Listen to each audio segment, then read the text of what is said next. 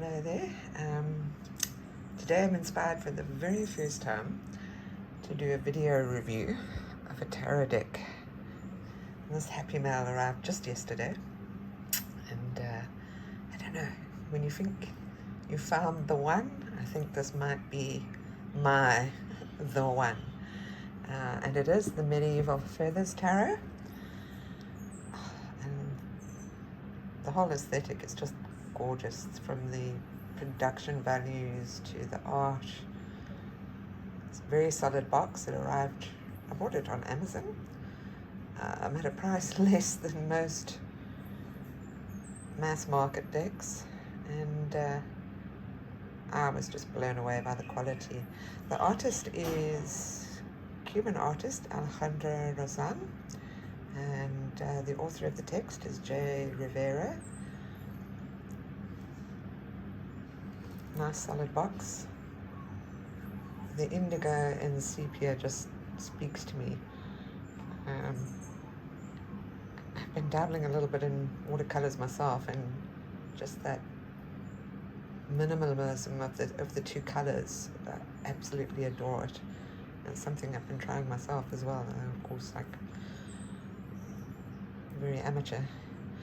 But anyway, let's get stuck in. Good solid box. Fair size. Pre-warning, this is a large deck. It comes well packaged. Okay, a little slip paper there.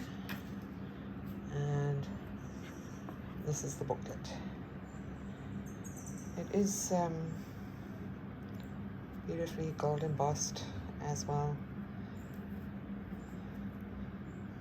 Angel Publishers at the back there, credits. And here we go. It is color, in as much as cards themselves are in color.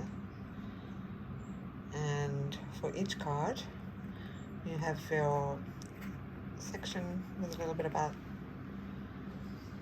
the motivation behind the artwork, an upright meaning, a reverse meaning, and then what makes this deck so unique, the feathers. Every single card has its own feather, and there's an explanation. So that's something you can get into if you want. One of the first things I should probably address here is you have the title on the card in French, and as the creators of the deck themselves explain, some people might feel, oh, misspellings or grammatical errors, but this is deliberate. The cards are actually inspired by real historic decks, and there are some side-by-side comparisons on YouTube. You can look at the historic decks, but those are actually listed here. So if you're into your tarot history and your historic decks, you can actually lay these cards side by side, and you will see where the inspirations for the artwork come from. Another point on that is the card keywords, I suppose you would call them in English. Those keywords are inspired by the Taylor list, which was the very first list we had in tarot of divinatory meanings for the cards. So that is where those come from. So in a sense, yes, this is a Tarot de Marseille deck, but it is taken its inspiration from Italian decks, from Marseille decks.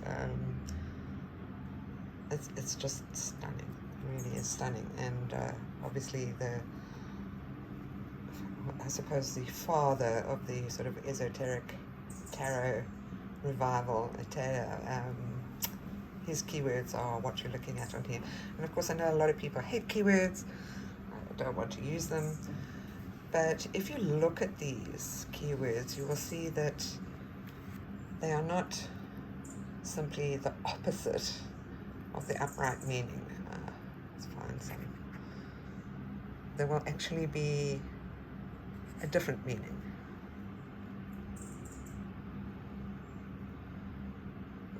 beg your pardon for the terrible quality of my video.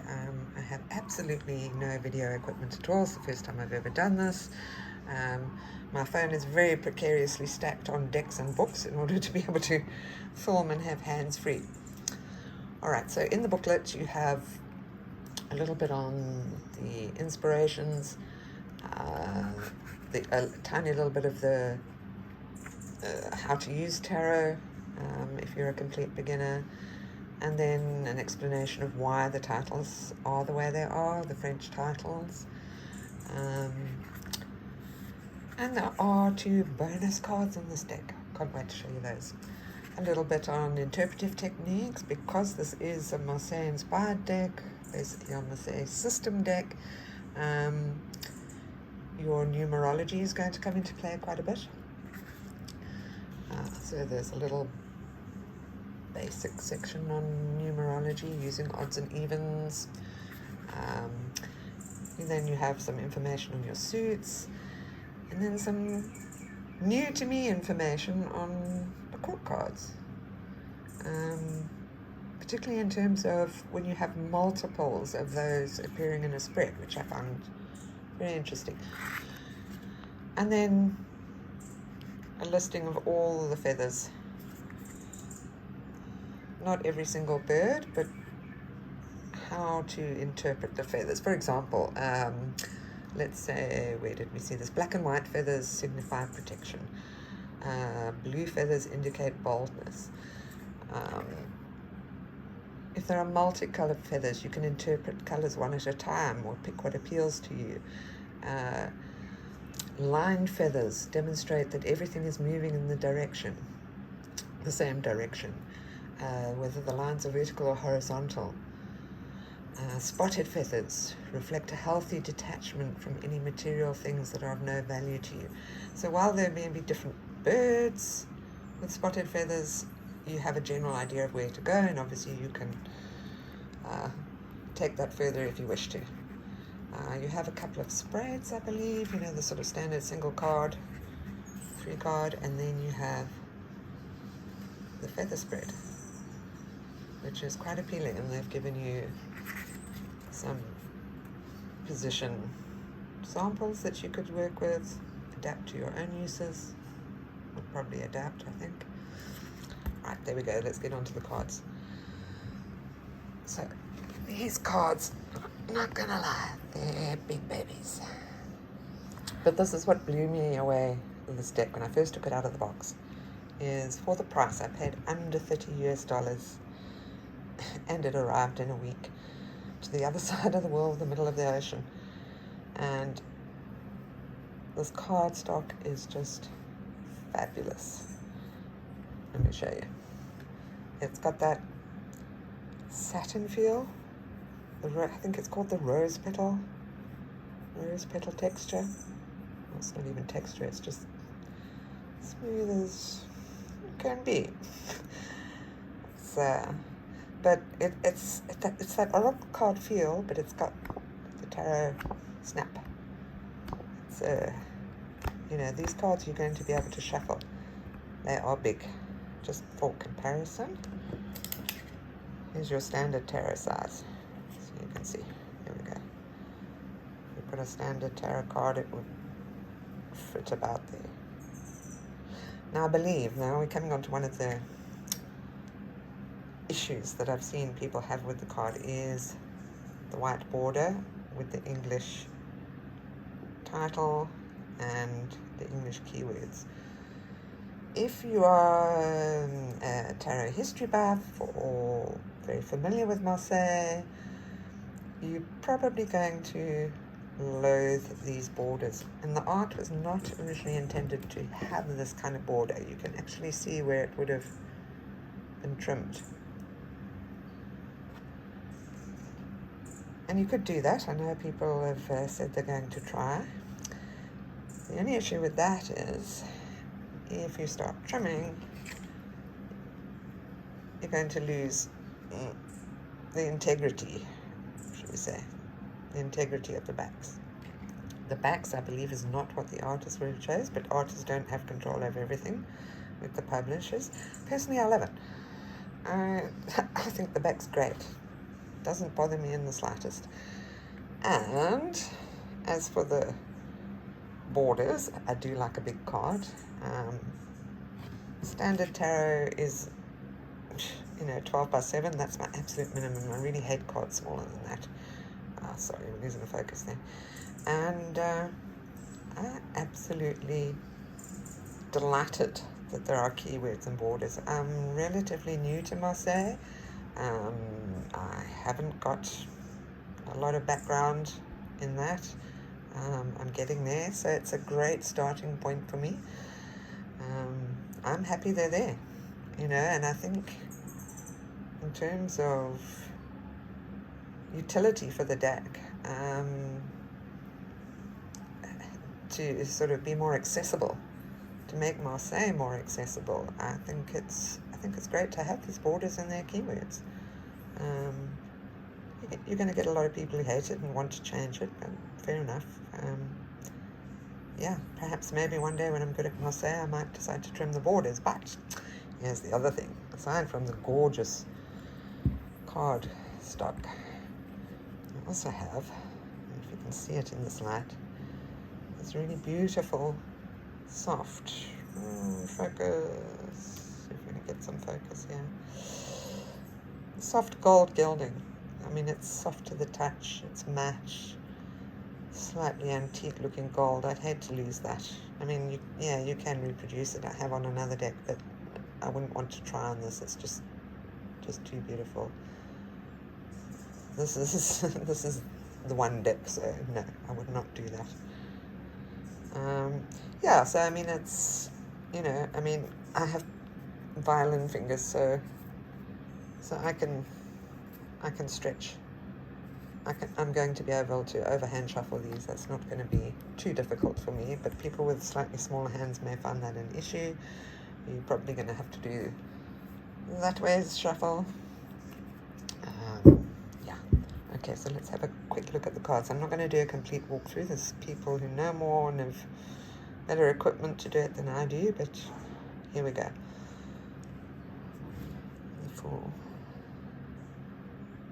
The Magician. I just love this magician.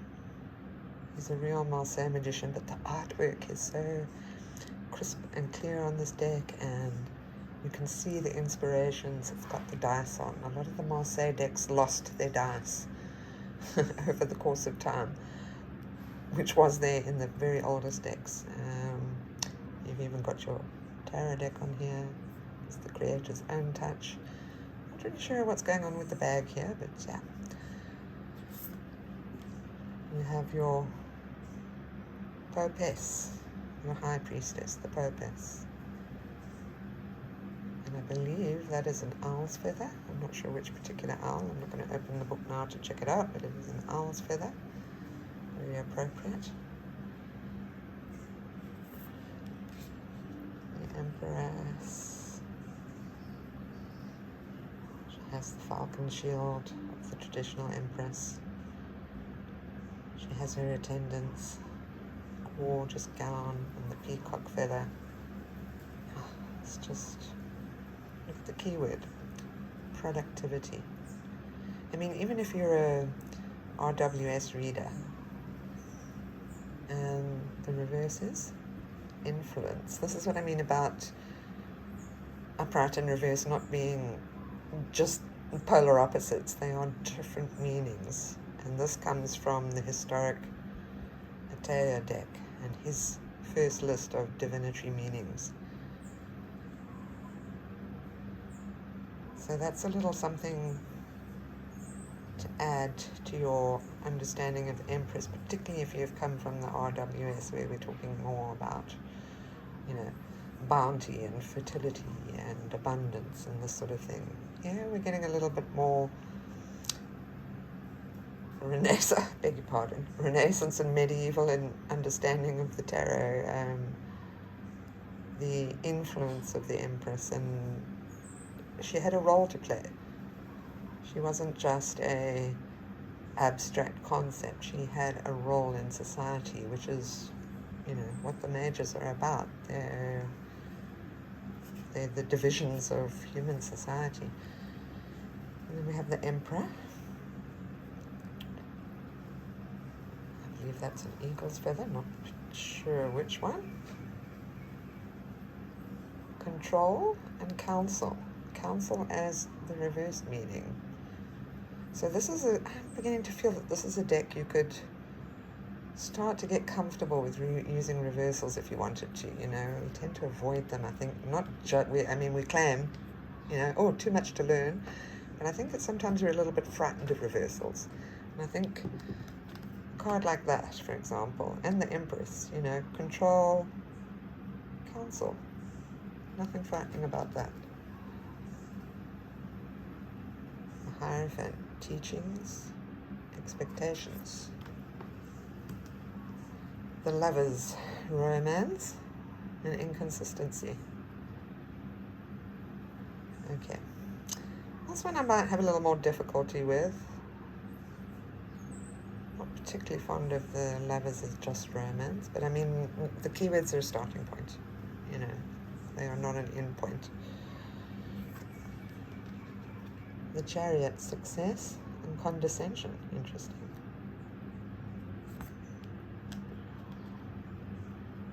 Justice, balance, liberation.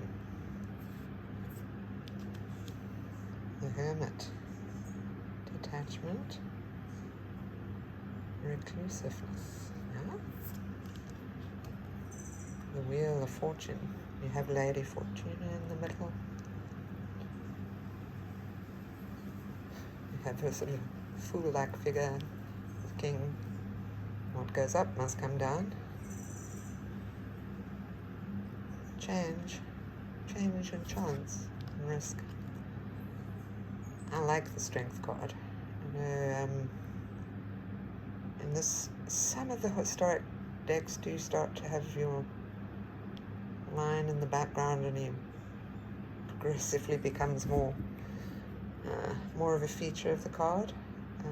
But many of the historic decks don't. They have this pillar, and I like it. I'm never particularly comfortable with the lion in some of the historic decks,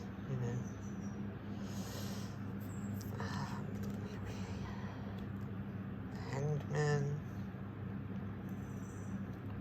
perception and ignorance, death, endings, unforeseen,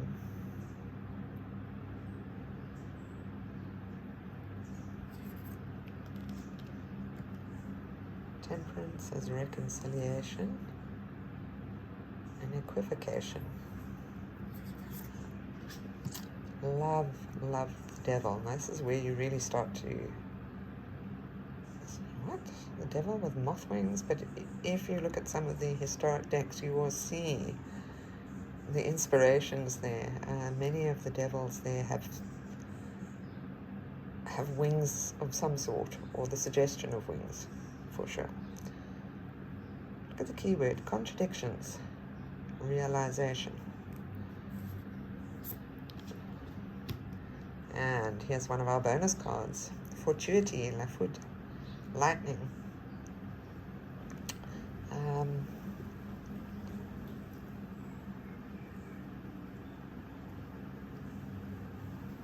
Interesting that he's sitting under a tree. I'm looking forward to reading the interpretation of why, because you would suppose that is literally the worst place to sit during a lightning storm. And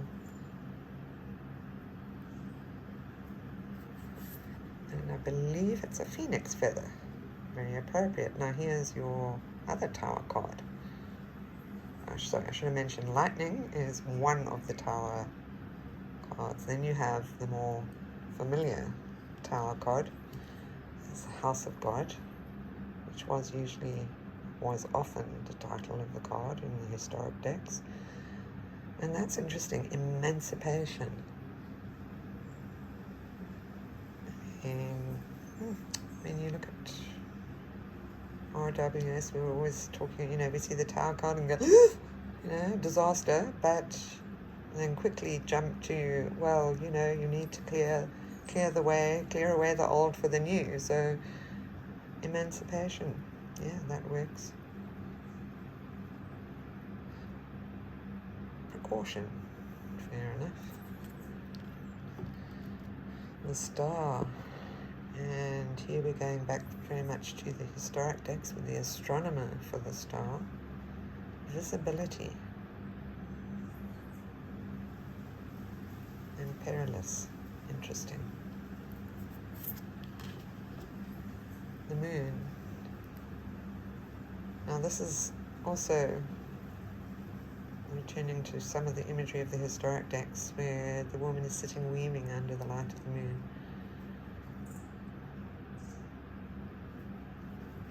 Emotions and escape. Perhaps escapism. The sun, blessings and resolution.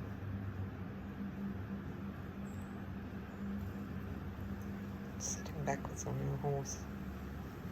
Can't wait to find out what that's all about. Judgment, revelation,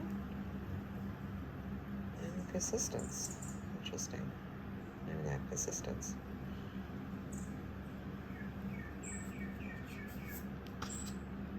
The world, completion. This puts me very much in mind of my Conti Sforza deck, where the world, it's basically you have the figure of the woman, the queen of heaven, I suppose, above the world, containing the world, looking down on the world, and we have that here with the angels above, I suppose, and all the world below. Completion and disconnect. And here is our second bonus card, which is the querent. And this card actually in the book has a divinatory meaning of its own, but you can use it as a significator. You know, you're not having to remove any other card from the deck. It's numbered at card 22. Self-embodiment and neglect. Interesting. I like that. I think I would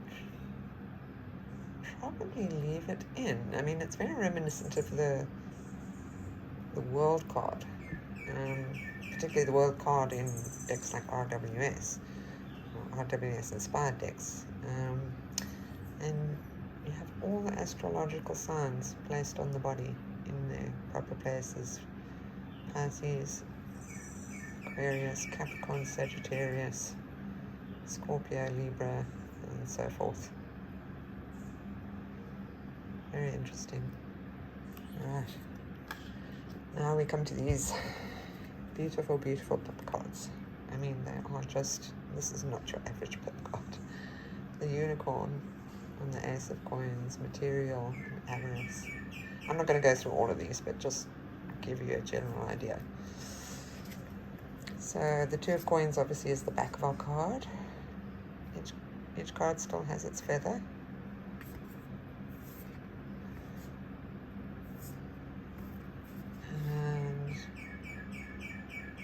And then you have your court cards.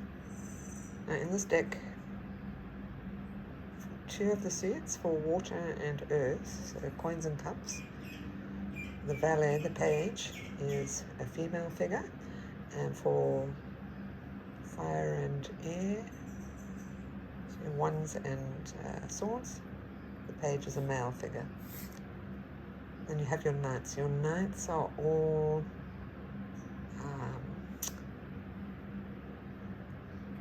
I've totally lost the word, not chimera. It'll come to me. But your knights are all these part human, part animal figure. And they're all rather lovely. Let me see if I can find another one. Here's our cups. This one particularly very traditional Marseille styling. The 10th cup. Ungrateful, the 10th cup in October. Shyness for the page of cups. Very appropriate. Alright, let's get on to our wands. Wands are very much the Italian style ones, the Italian historic Italian deck style ones. But look at that, the dragon. Lovely. Oh, I love it. And then let's find our Ace of Swords. Where is he? There we go. Mentality. Absolutely gorgeous. And there we have, is that what's called a griffin? With the bird's head and the lion's body? I believe so. Griffin. I believe so. So we have a dragon, a griffin, the Ace of Swords. This is the knight I wanted to show you. Okay, the Knight of Swords with the horse's body. And we had our